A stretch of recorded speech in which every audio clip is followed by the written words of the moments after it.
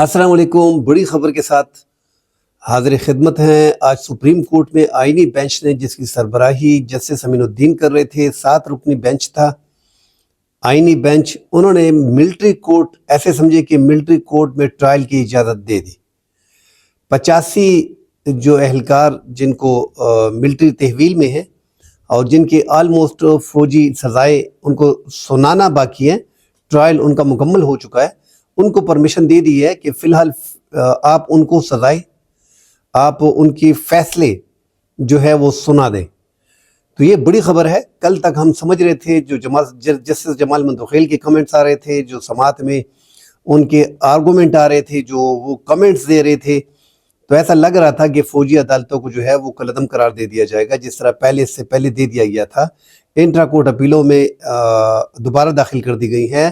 ایسا لگ رہا تھا کہ یہ آئینی بینچ جو ہے وہ بھی ان کو فوجی ٹرائل کو کالعدم قرار دے دے گی، کیونکہ ایک پیرالل سسٹم، ایک پیرالل قانون بنا دیا گیا ہے۔ مگر چونکہ فوجی ٹرائل یہ 1967 سے ہو رہا ہے، 1973 کے آئین سے پہلے سے ہو رہا ہے، اور عمران خان کے دور میں بھی 33 اہلکاروں کے خلاف جو ہے وہ فوجی ٹرائل ہو چکا ہے، مگر وہ دہشت گردوں کے خلاف تھا۔ اب یہاں پہ عام سیویلین جو ہے، جو فوجی انسٹالیشن پہ حملے کرتے ہیں یا 9 مئی جیسے مقدمات میں ملوث ہیں، یہ جو 85 اہلکار ہیں، یہ 9 مئی کے مقدمات میں حراست میں تھے۔ اب ان کی پرمیشن دے دی گئی۔ اس کا مطلب یہ کہ آگے جا کے جنوری میں اس پہ مکمل فیصلہ آئے گا، تو وہ فیصلہ بھی آپ ایسے سمجھ سکتے ہیں کہ فوجی ٹرائل کے حق میں ہی ہوگا، کیونکہ جب آپ پرمیشن دیتے ہیں، کل کہا گیا اگر ہم پرمیشن دیتے ہیں تو اس کا مطلب ہے کہ ہم فوجی عدالتوں کو تسلیم کرتے ہیں۔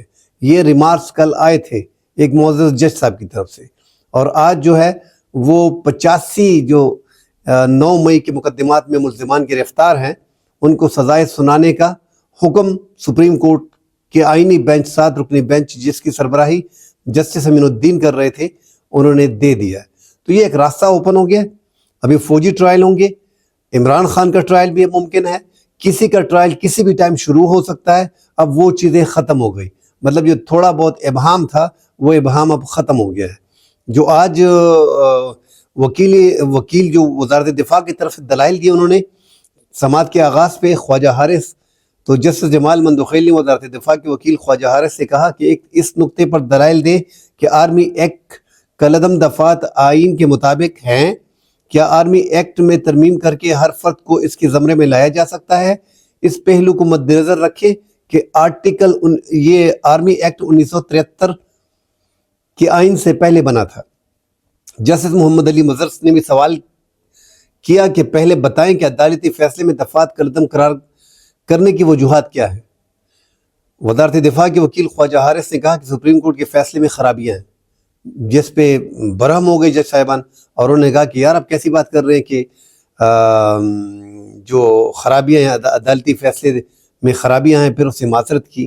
جسٹس جمال مندوخیل نے کہا کہ عدالتی فیصلے کو اتنا بے توقیر نہ کریں کہ اسے خراب کہیں۔ وکیل حارث نے کہا کہ میں معذرت خواہ ہوں۔ جسٹس محمد علی مظہر نے کل کہا تھا کہ 9 مئی کے واقعات کی تفصیلات فراہم کریں۔ 9 مئی کا حوالہ بھی اس میں ہی ہے، کیونکہ یہ 85 ملزمان بھی 9 مئی کے حوالے سے تھے۔ فی الحال ہمارے سامنے صرف کور کمانڈر ہاؤس کا ہے کیس۔ اگر اس کیس کو صرف کور کمانڈر ہاؤس تک محدود رکھنا ہے تو بتا دیں، تو آگاہ کر دیں۔ ایڈیشنل ایڈوکیٹ جنرل نے کہا کہ تمام تفصیلات آج موصول ہوئی ہیں، تفصیل متفرق درخواستوں کی صورت میں جمع کرا دیے جائیں گے۔ آئینی بینچ کے جسٹس مسرت ہلالی نے بھی سوال کیا کہ جن دفعات کو کالعدم قرار دے دیا گیا ہے، ان کے تحت ہونے والے ٹرائل کا کیا بنے گا؟ 9 مئی سے قبل بھی تو کسی نہ کسی کو ان دفعات کے تحت سزا سنا دی ہوگی۔ وزارت دفاع کے وکیل نے جواب دیا کہ عموماً کالعدم ہونے سے پہلے متعدد دفعات پر ہوئے فیصلوں کو تحفظ حاصل ہوتا ہے، جس پر جسٹس مسرت ہلالی نے ریمارکس دیا کہ یہ تو ان ملزمان کے ساتھ تعصب برتنے والی بات ہے۔ افواج پاکستان میں کوئی بھی شخص زبردستی یا مرضی سے نہیں جاتا۔ یہ جسٹس جمال مندوخیل، افواج پاکستان میں کوئی شخص زبردستی نہیں، مرضی سے جاتا ہے۔ جسٹس جمال مندوخیل نے افواج پاکستان میں کوئی شخص زبردستی نہیں بلکہ اپنی مرضی سے جاتا ہے۔ فوج میں شامل ہونے والے کو معلوم ہوتا ہے کہ اس پر آرمی ایکٹ لگتا ہے، اور آرمی ایکٹ کے تحت بنیادی حقوق میسر نہیں ہوتے۔ آرمی ایکٹ بنایا ہی فوج کی ملازمت اور قواعد و ضوابط اور ڈسپلن کے لیے ہے۔ اس پر وکیل خواجہ حارث نے کہا کہ فوج میں کوئی بھی جرم کی نیت سے نہیں جاتا۔ وہ تو سب کو پتہ ہے. آج دلائل تو خواجہ حارث کے ہم نے دیکھے ہیں، اتنا بڑا وکیل ہے مگر ان کے دلائل میں دم نہیں تھا.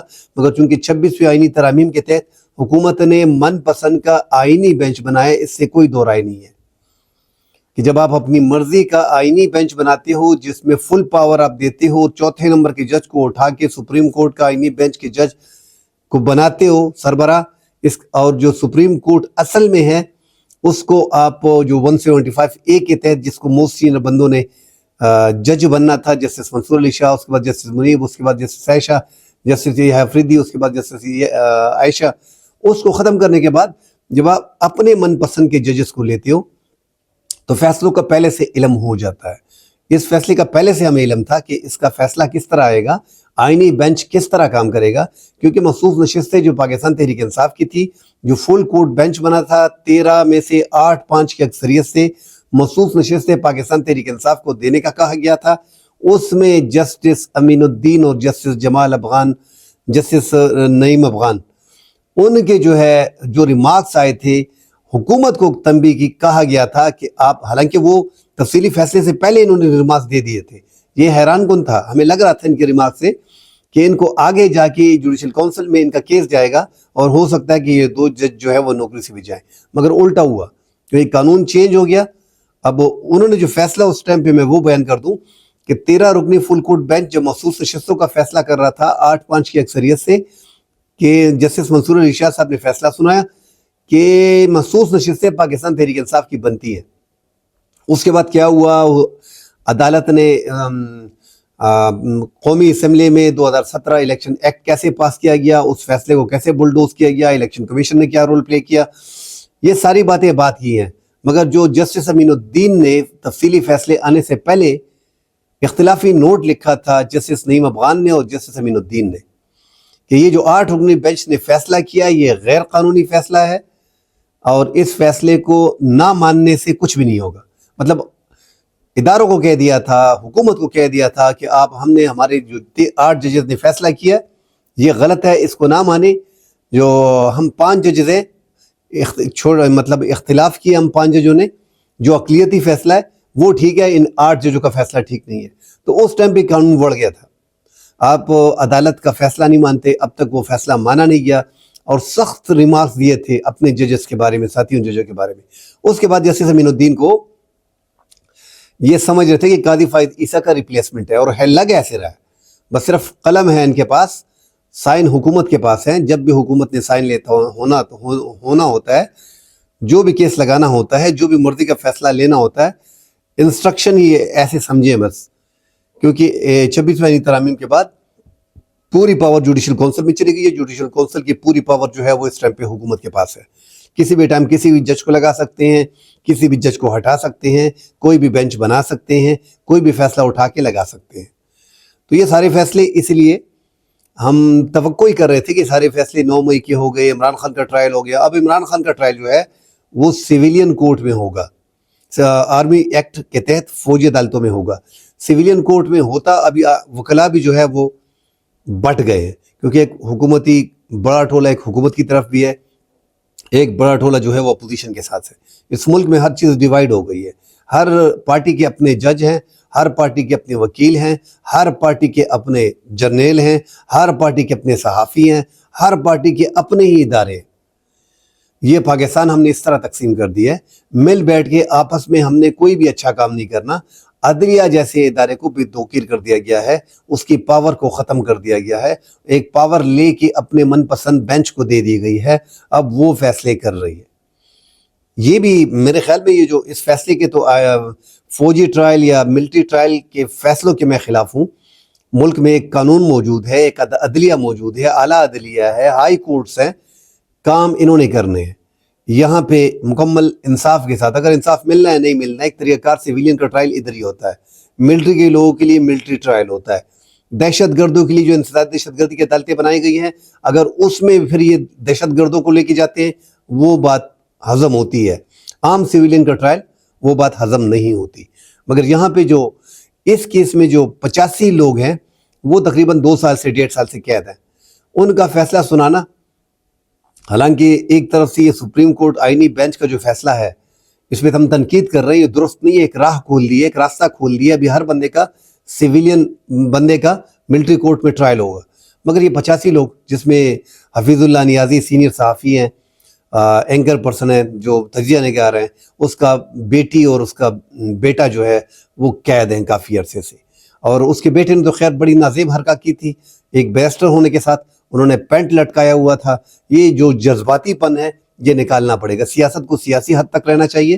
آپ ایک کور کمانڈر میں کور کمانڈر کی پتلون اٹھا کے کہتے ہو کہ میں نے یہ کر دیا، میں نے وہ کر دیا، تو سزاؤں کے جو مستحق ہیں ان کو تو سزائیں آرمی ایکٹ کے تحت دے دی جائیں گی، مگر وہ کم از کم اتنا ہو جائے گا کہ باپ بیٹے کا ملنا اور ایک طریقے سے ان کو جیل میں ڈال دیا جائے گا. پھر آگے جو بھی ہوگا، اپیل ہوگی، جو طریقہ کار ہوگا، پھر وہ لگے رہیں گے. مگر 9 مئی کی کیسز میں اب سزائیں ملنا شروع ہو گئی ہیں. اب عدالت نے بھی اوپنلی اجازت دے دی ہے. اب بیچ میں لوگوں کو مزید پکڑا جائے گا، ان کا ملٹری ٹرائل ہوگا، اور عمران خان کا بہت جلد ملٹری ٹرائل ہونے جا رہا ہے. اب کسی بھی طریقے سے لگ ایسے نہیں رہا کہ ان کو چھوڑا جائے گا. اور جو دیگر سینئر رہنما ہے زیادہ تر تو ملک سے روپوش ہو گئے ہیں اور کچھ انڈر گراؤنڈ ہے، مگر جو ہیں جو تحویل میں ہیں اور جو نئی بھی تحویل میں ان کو بھی پکڑا جائے گا. ان کا بھی فوجی ٹرائل کیا جائے گا، ملٹری ٹرائل کیا جائے گا. ملٹری میں ان کو 1 سال 1.5 سال رکھا جائے گا، تبھی آگے جا کے جو ہے ان پہ سزائیں عائد ہوں گی اور ان کو لمبی سزاؤں میں جیل میں رکھا جا سکے گا. آئینی بینچ بنانے کا مقصد، 26ویں آئینی ترامیم لانے کا مقصد، یہ سارا ایک گیم کا حصہ تھا. قاضی فائز عیسیٰ کو رکھنے کا 1.25 سال کا مقصد جب وہ پورا ہو گیا، پھر یہ طریقہ کار جو ہے وہ اس میں بھی قاضی فائز عیسیٰ کی من مرضی اور یہ اس کے مطابق یہ سب کچھ ڈرافٹ کیا گیا ہے. مگر ایک چیز اس سے آؤٹ ہو گئی کہ قاضی فائز عیسیٰ کو جگہ بنانے میں موقع نہیں دیا گیا. وہ حکومت چاہ رہی تھی، مگر اس کا وہ جو ایک فیصلہ انہوں نے دیا قادیانیوں کے حوالے سے، مولانا فضل الرحمان صاحب نے اس کو پکڑ لیا. اور مولانا فضل الرحمان صاحب قاضی فائز عیسیٰ کے ایکسٹینشن کے حق میں نہیں تھے، یا وہ دوبارہ جو ہے ان کا مدت ملازمت بڑھانے کے حق میں نہیں تھے. ورنہ آئینی بینچ کے سربراہ قاضی فائز عیسیٰ کو لگانا چاہ رہے تھے، مگر اب قاضی فائز عیسیٰ نہیں ہے تو ان کا نعم البدل جو ہے ان کو مل گیا ہے اور وہ اپنا کام آسانی سے نکال پا رہے ہیں. اب وہی ہوگا جو اسٹیبلشمنٹ چاہ رہی ہے، جس انداز سے وہ اپنے کام نکالنا چاہ رہی ہے وہ اس میں لگی ہوئی ہے، اور وہ برابر کر کے اس کو چھوڑیں گے. عمران خان کی مقبولیت اپنی جگہ پہ، عمران خان نے ٹسل لی ہے اور ان کو پتہ ہے کہ ان تمام تر سیاستدانوں کو ہم لے کے آتے ہیں. پاکستان میں جمہوریت نہیں ہے، سیمی جمہوریت ہی آپ سمجھے کہ آپ کو ہم ہی لے کے آتے ہیں اور اب ہم ہی آنکھیں دکھاتے ہو. تو یہی تنازع پاکستان میں چل رہا ہے جس سے ملک میں سیاسی عدم استحکام ہے. کل انشاءاللہ مزید آج خبریں ملتی ہیں اور پھر دوبارہ حاضر ہوں گے. فی الحال وقت کے لیے اجازت دیجیے. اللہ حافظ.